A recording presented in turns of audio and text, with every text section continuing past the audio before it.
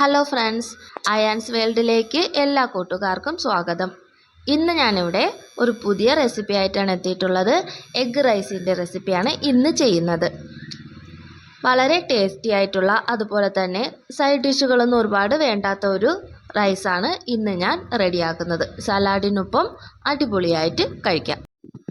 ഇനി എഗ്ഗ് റൈസിലേക്ക് ആവശ്യമായിട്ടുള്ള ഇൻഗ്രീഡിയൻസ് എന്തൊക്കെയാണെന്ന് നോക്കാം.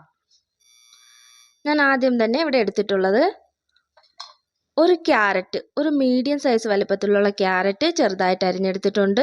അതുപോലെ ഒരു ചെറിയ സവാളയും ചെറിയ ചെറിയ പീസസ് ആയിട്ട് അരിഞ്ഞെടുത്തിട്ടുണ്ട്. അടുത്തതായിട്ട് ഇതിലേക്ക് എടുത്തിട്ടുള്ളത് ഒരു 6 അല്ലി വെളുത്തുള്ളി ചെറിയതായിട്ട് അരിഞ്ഞെടുത്തിട്ടുണ്ട്. അതുപോലെ തന്നെ ഒരു 2 പച്ചമുളക് ചേർക്കുമ്പോൾ ശ്രദ്ധിക്കണം, എരിവുള്ളതാണെങ്കിൽ കുറച്ച് ചേർത്താൽ മതിയാവും. ഇത് എരിവ് കുറഞ്ഞതായതുകൊണ്ട് ഞാൻ 2 എണ്ണം ചേർത്തിട്ടുണ്ട്. നിങ്ങളുടെ എരിവിനനുസരിച്ച് നിങ്ങളുടെ ആവശ്യത്തിന് എടുക്കാവുന്നതാണ്. അതുപോലെ തന്നെ ഒരു ചെറിയ പീസ് ഇഞ്ചിയും ചെറുതായിട്ട് അരിഞ്ഞെടുത്തിട്ടുണ്ട്. ആവശ്യത്തിന് മല്ലിയിലയും കൂടി എടുത്തിട്ടുണ്ട്. അടുത്തതായിട്ട് ഞാൻ എടുത്തിട്ടുള്ളത് ഒരു സ്പൂൺ കാശ്മീരി ചില്ലി പൗഡറാണ്. നിങ്ങളുടെ എരിവിനനുസരിച്ച് സാധാ ചില്ലി പൗഡർ വേണമെങ്കിലും ചേർക്കാവുന്നതാണ്. അടുത്തതായിട്ട് 1/2 സ്പൂൺ മല്ലി പൗഡർ എടുത്തിട്ടുണ്ട്. മല്ലിപ്പൊടി, മുളക് പൊടി എത്രയാണോ എടുക്കുന്നത് അതിൻ്റെ നേരെ പകുതി എടുത്താൽ മതിയാവും.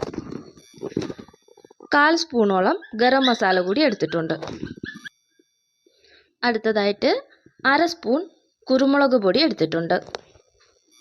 ഇനി വേണ്ടത് മഞ്ഞൾപ്പൊടിയാണ്. ഒരു 1/4 സ്പൂണാണ് ഞാൻ എടുത്തിട്ടുള്ളത്. ഇത് റൈസിലേക്ക് ചേർക്കാൻ ആവശ്യത്തിനുള്ള നാരങ്ങ നീരാണ്. ഒരു അരമുറി നാരങ്ങയുടെ നീരാണ് ഞാൻ എടുത്തിട്ടുള്ളത്. അടുത്തതായിട്ട് 2 മുട്ടയാണ് എടുത്തിട്ടുള്ളത്.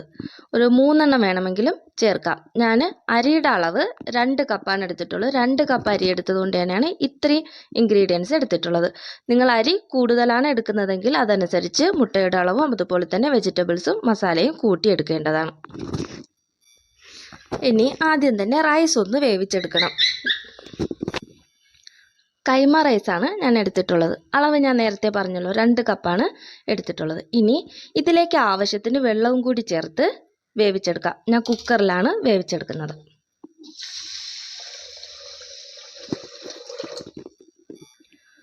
റൈസ് വേവിക്കുന്ന സമയത്ത് റൈസിന് ആവശ്യത്തിനുള്ള ഉപ്പും കൂടി ഇതിലേക്ക് ചേർക്കാം.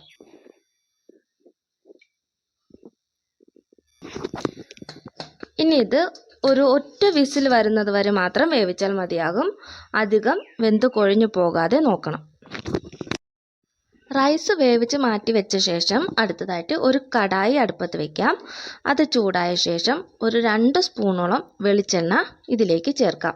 നിങ്ങൾക്ക് ഇഷ്ടമുള്ള കുക്കിംഗ് ഓയിൽ ഏത് വേണമെങ്കിലും എടുക്കാവുന്നതാണ്.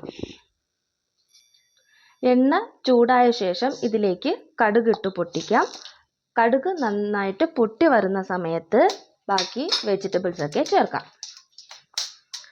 കടുക് പൊട്ടിയ ശേഷം ആദ്യമായിട്ട് ഇഞ്ചി ചെറുതായിട്ട് ചോപ്പ് ചെയ്തത് ചേർത്ത് കൊടുക്കാം. അതോടൊപ്പം തന്നെ വെളുത്തുള്ളിയും ചേർത്ത ശേഷം പച്ചമുളക് കൂടി ചേർക്കാം. അടുത്തതായിട്ട് കട്ട് ചെയ്ത് വെച്ചേക്കുന്ന സവാളയും ക്യാരറ്റും കൂടി ചേർത്ത് കൊടുക്കാം.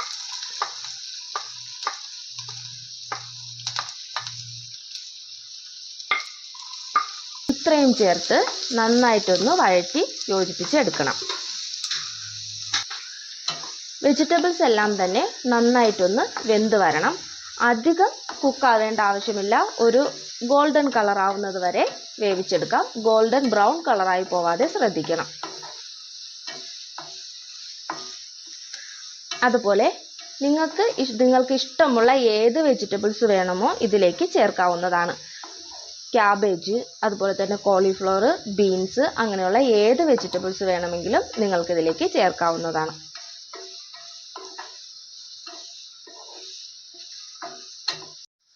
വെജിറ്റബിൾസ് കുക്ക് ചെയ്തെടുക്കുമ്പോൾ ശ്രദ്ധിക്കേണ്ട ഒരു കാര്യം, തീ എപ്പോഴും മീഡിയം ഫ്ലെയിമിൽ തന്നെ വെച്ച് ചെയ്തെടുക്കണം.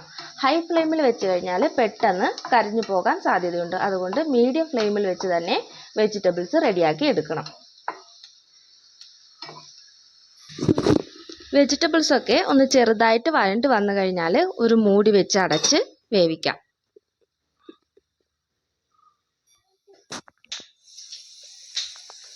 വെജിറ്റബിൾസൊക്കെ ഏകദേശം ആയി വന്നിട്ടുണ്ട്. ഇനി ഇതിലേക്ക് ചേർക്കാനുള്ള മസാലകൾ ചേർക്കാം. കാശ്മീരി ചില്ലി പൗഡർ ചേർക്കാം. അടുത്തതായിട്ട് മല്ലിപ്പൊടി, മഞ്ഞൾപ്പൊടി, ഗരം മസാല, കുരുമുളക് പൊടി, ഇത്രയും ചേർത്ത് ഒന്നും കൂടി ഒന്ന് വഴറ്റി യോജിപ്പിച്ചെടുക്കാം.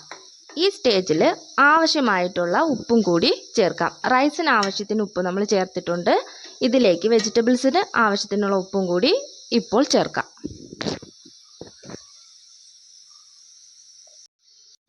ഇനി ഈ മസാലയുടെ പച്ച ചുവയൊക്കെ ഒന്ന് മാറിക്കഴിഞ്ഞാൽ ഉടനെ തന്നെ ഇതിലേക്ക് ഒരു 1/2 ഗ്ലാസ് വെള്ളം ഒഴിക്കുക. അതിനോടൊപ്പം തന്നെ എടുത്തു വെച്ചിട്ടുള്ള നാരങ്ങ നീര് കൂടി ഇപ്പോൾ ചേർക്കാവുന്നതാണ്. ഇനി ഇത് നന്നായിട്ടൊന്ന് യോജിപ്പിക്കണം. ഇനി ഈ വെള്ളം ഒന്ന് വറ്റി കിട്ടുന്നത് വരെ വെയിറ്റ് ചെയ്യാം. അതുവരെ ഒന്ന് ചെറുതായിട്ട് ഇളക്കി കൊടുത്ത് എല്ലാം ഇളക്കി യോജിപ്പിച്ചെടുക്കണം. ഇതുപോലെ വെള്ളമൊക്കെ ഒന്ന് നന്നായിട്ട് വറ്റി വരുമ്പോൾ വെജിറ്റബിൾസ് എല്ലാം ഒരു സൈഡിലേക്ക് ഒന്ന് ഒതുക്കി മാറ്റണം. ഇനി ഈ സ്പേസിലേക്ക് നേരത്തെ എടുത്തു വെച്ചിട്ടുള്ള മുട്ട നന്നായിട്ടൊന്ന് ബീറ്റ് ചെയ്ത് ചേർക്കാം.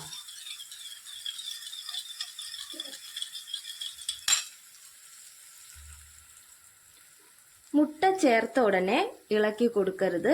ഒരു 2-3 സെക്കൻഡ് ഒന്ന് വെയിറ്റ് ചെയ്യണം. അതൊന്ന് വെന്ത് വരണം. മുട്ട ചെറുതായിട്ട് വെന്ത് വരുന്ന സ്റ്റേജിൽ മാത്രമേ ഇളക്കി കൊടുക്കാൻ പാടുള്ളൂ.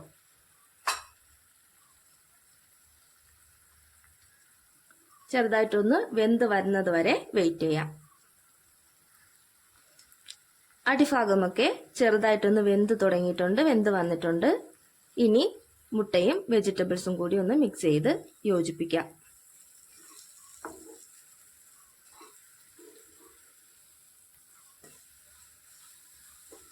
മുട്ട ഒരു 80% വെന്താൽ മതിയാവും. അതിനുശേഷം ഇതിലേക്ക് റൈസ് ചേർക്കാം. മുട്ട ഫുള്ളായിട്ട് അങ്ങ് വെന്ത് ഡ്രൈ ആവാനായിട്ട് വെയിറ്റ് ചെയ്യരുത്. അതിനു മുമ്പ് തന്നെ റൈസ് ഇതിലേക്ക് ചേർക്കാം.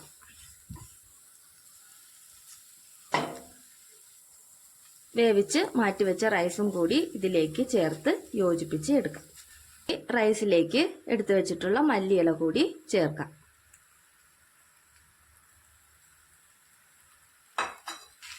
അതുപോലെ തന്നെ ഈ ചെയ്യുന്ന സമയത്ത് ഉപ്പ് അളവെല്ലാം കറക്റ്റ് ആണോ എന്ന് നോക്കിയ ശേഷം വീണ്ടും വേണമെങ്കിൽ ചേർത്ത് കൊടുക്കാവുന്നതാണ്. റൈസിന്റെ എല്ലാ ഭാഗത്തും മസാലകളെല്ലാം പിടിച്ചു വരത്തക്ക രീതിയിൽ ഇളക്കി യോജിപ്പിച്ചെടുക്കാം. ഇനി അധികം കുക്ക് ചെയ്യേണ്ട ആവശ്യമില്ല. റൈസ് എല്ലാം നമ്മൾ ആവശ്യത്തിന് പാകത്തിന് വേവിച്ചാണ് എടുത്തിട്ടുള്ളത്. അതുകൊണ്ട് ഇതെല്ലാം നന്നായിട്ട് മസാലയും റൈസും ഒന്ന് നന്നായിട്ട് മിക്സായി വന്നാൽ തീ ഓഫ് ചെയ്യാവുന്നതാണ്. അതിനുശേഷം സെർവിങ് ഡിഷിലേക്ക് മാറ്റാം. റൈസ് ഇവിടെ റെഡി ആയിട്ടുണ്ട്. ഇനി സെർവിങ് ഡിഷിലേക്ക് മാറ്റാവുന്നതാണ്. വളരെ ടേസ്റ്റി ആയിട്ടുള്ള എഗ് റൈസ് ഇവിടെ റെഡി ആയിട്ടുണ്ട്. ഇതിനോടൊപ്പം സലാഡും അച്ചാറും കൂട്ടി സെർവ് ചെയ്യാവുന്നതാണ്. മറ്റു കറികളൊന്നും തന്നെ ഇതിന് ആവശ്യമില്ല. അത്ര ടേസ്റ്റിലാണ് എഗ് റൈസ് കിട്ടുന്നത്. റെസിപ്പി ഇഷ്ടമായാൽ എൻ്റെ ചാനൽ ഒന്ന് സബ്സ്ക്രൈബ് ചെയ്യാൻ മറക്കരുത്. അതുപോലെ തന്നെ വീഡിയോ ഇഷ്ടമായെങ്കിൽ ലൈക്ക് ചെയ്യാനും നിങ്ങളുടെ അഭിപ്രായം എന്താണോ അത് കമൻറ്റ് ചെയ്യാനും മറക്കരുത്.